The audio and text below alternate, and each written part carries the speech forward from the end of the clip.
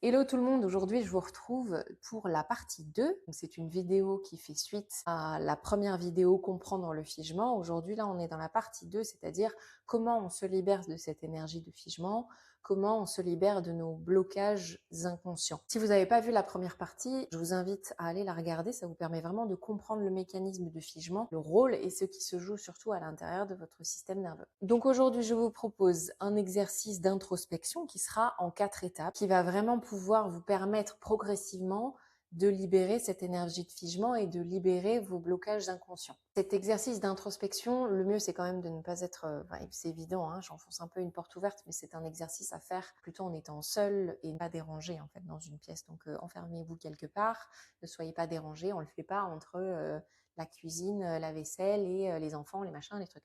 On le fait dans un moment où on peut être dans une bulle, ok? Pour moi, ça me paraît évident, mais je préfère quand même le préciser. Donc, revenons à nos moutons.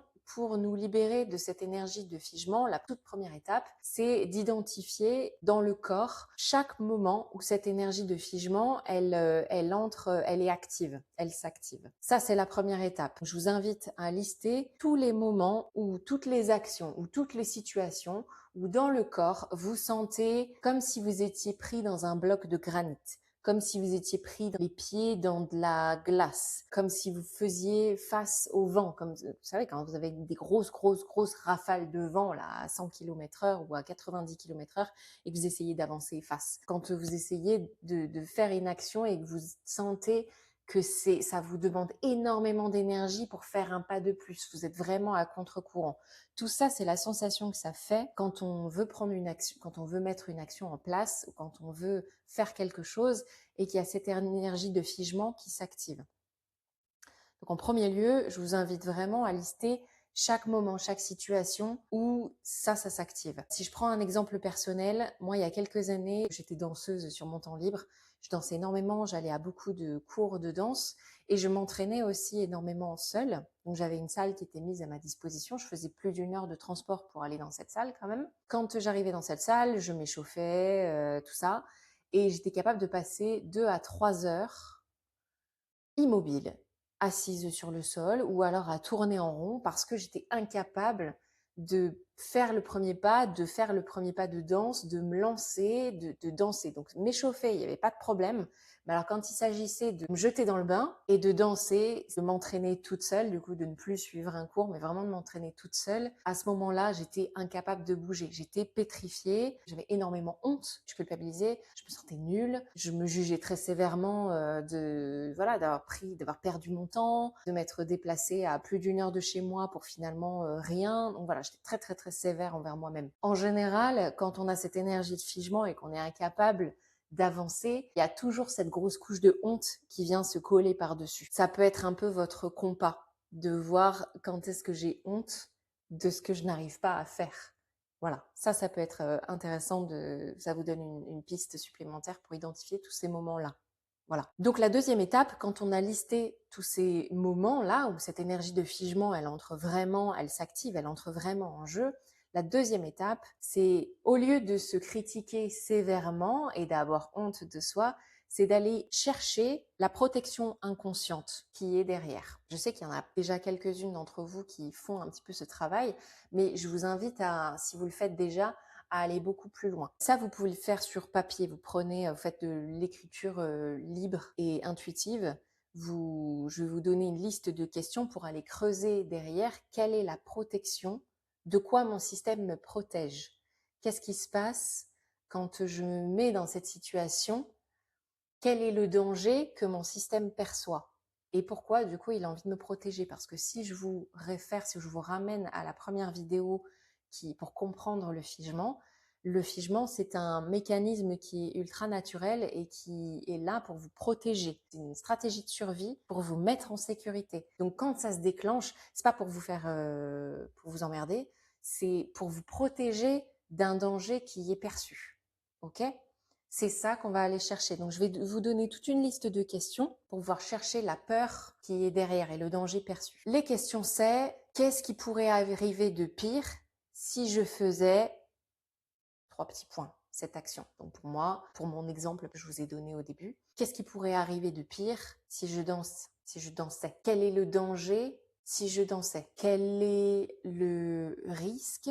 De quoi je peux être jugée si je dansais? Ensuite, la deuxième liste de questions, si je ne faisais pas votre action, en quoi c'est bénéfique pour moi? Donc là, on va chercher la protection. De quoi ça me protège? Si je ne danse pas, quel est le bénéfice pour moi? Là, parfois, ça peut ouvrir à plein de pistes et plein de réponses.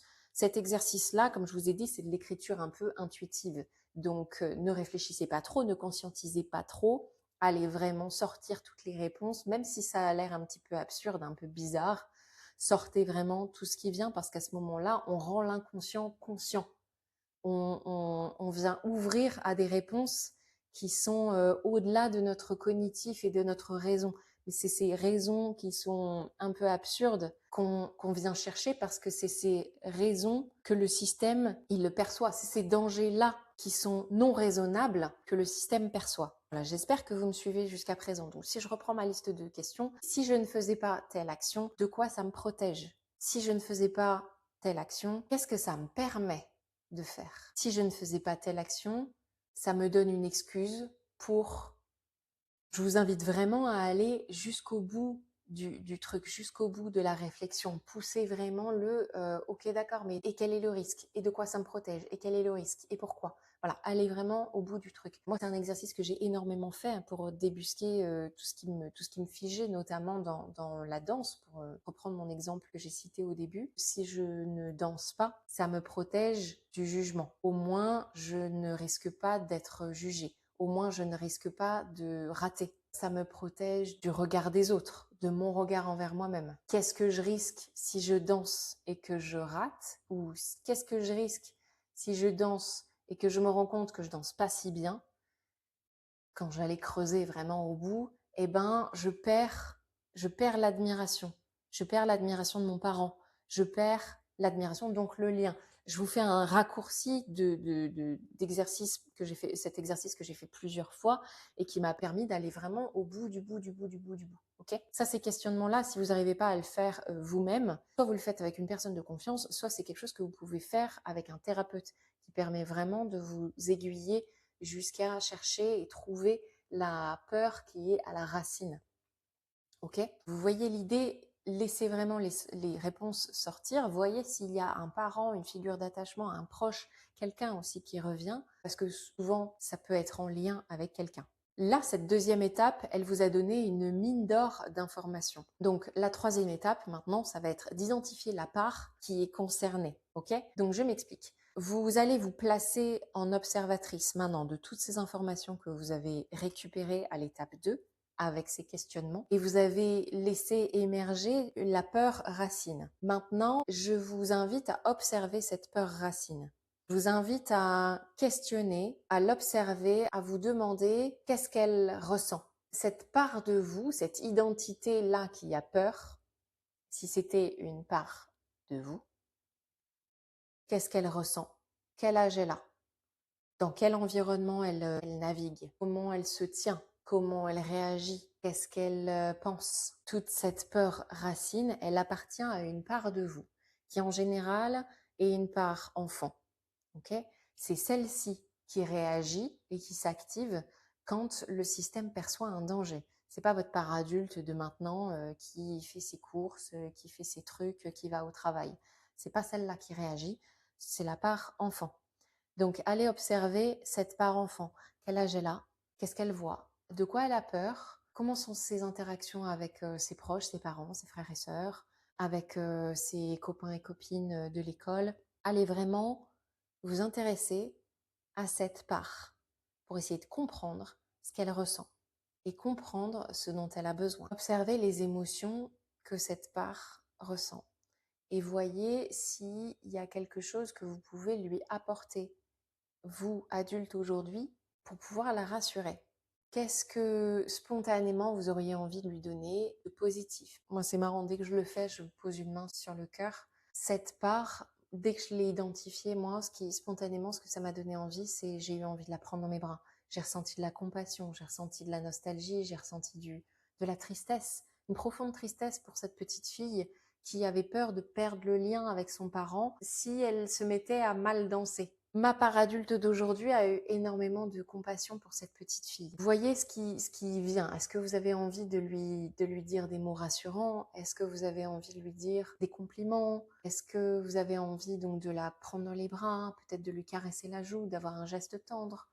Peut-être que vous avez envie de lui faire un cadeau? Peut-être que vous avez envie de lui prendre la main? Laissez vraiment votre part adulte et votre compassion prendre la place et vous guider pour pouvoir vous réconcilier et reparenter, c'est comme ça que ça s'appelle, avec cette part de vous qui est blessée et qui a peur.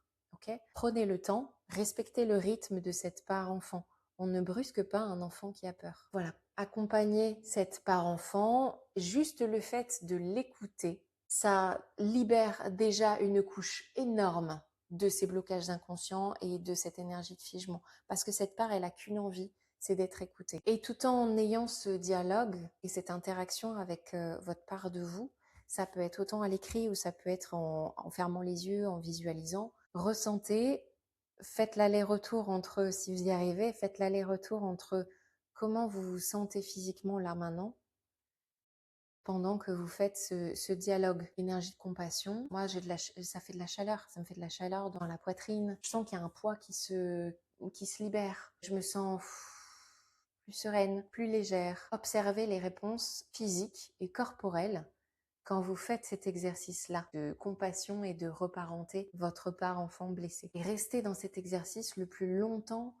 possible et ce qui vous fait le plus de bien possible. Prenez le temps. C'est possible que vous ayez besoin aussi de faire cet exercice plusieurs fois. C'est complètement OK. De toute façon, je trouve que dans un blocage inconscient, il y a toujours des couches qu'on enlève au fur et à mesure. Je pense pas que ce soit possible d'enlever un blocage inconscient, surtout ancré dès l'enfance, d'une seule traite. En fait, je pense pas que ce soit possible. C'est couche par couche. Et chaque couche, on défige. Chaque couche de ce blocage, on l'enlève et on sent qu'on se sent beaucoup plus courageuse, beaucoup plus légère, beaucoup plus à même de faire ce premier pas dans cette action, de cette situation qui vous bloquait au départ. La quatrième et dernière étape que je vous invite à faire, c'est quand vous serez à nouveau face à cette situation ou cette action que vous voulez entreprendre, prenez un tout petit temps pour y aller avec votre part enfant. Si je reprends mon exemple de danse, ce que j'ai fait progressivement, c'est qu'à chaque fois que je me mettais en condition pour danser seule, pas du tout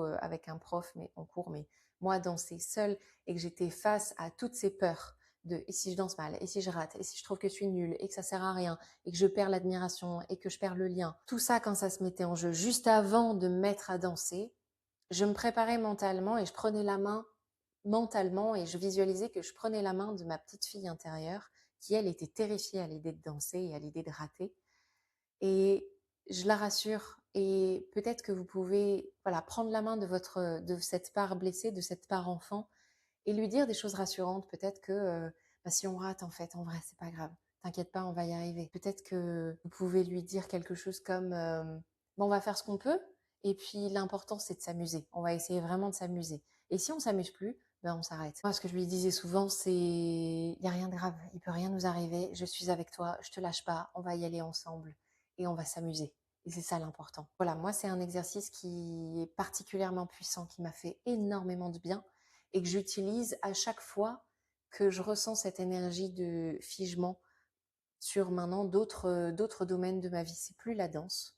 Ça va se représenter sur d'autres domaines de ma vie où on a tous de l'énergie de figement. Ça fait partie un petit peu de la condition humaine. Donc je vous invite à faire cet exercice autant de fois que vous le voulez parce que c'est un exercice qui est particulièrement puissant. Et si c'est un exercice qui ne résonne pas pour vous, c'est pas grave, vous en trouverez un autre. C'est l'important, c'est voilà, c'est de tester, voyez ce qui résonne pour vous. Prenez vraiment que ce qui vous parle, qu'est-ce qui vraiment vous sentez que ça fait son process et que ça vous aide à cheminer vers le déblocage de cette énergie de figement et la libération de ces blocages inconscients. Je suis hyper curieuse de savoir si cet exercice vous a parlé, si ça a résonné, si ça vous a fait du bien, si vous l'avez compris, si vous avez des questions. N'hésitez pas à m'écrire, je serai hyper heureuse de vous lire. À très bientôt.